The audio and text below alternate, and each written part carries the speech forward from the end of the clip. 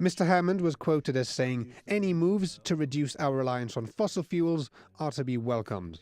But at the same time, he cautioned against taking the government at its word. The GSD's praise of the tender process for the placement of the new solar panels was similarly guarded. The opposition suggested previous projects were simply allocated to government supporters.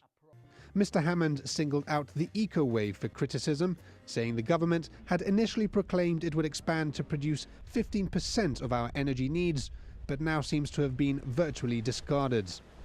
However, the government says the eco-wave is a prototype which continues in operation and claims development of the technology has not cost the taxpayer. It went on to say all proposals to energy projects in the past were entertained equally and that only the new harbours and eco-wave projects were progressed by their proponents. The GSD also said the government has done very little to improve our environment in 8 years, pointing to Minister Cortés, who in 2016 said Gibraltar was aiming to produce 20% of its energy from renewable sources by the year 2020. The GSD claims the actual output is still only 0.05%, the same as it was 3 years ago.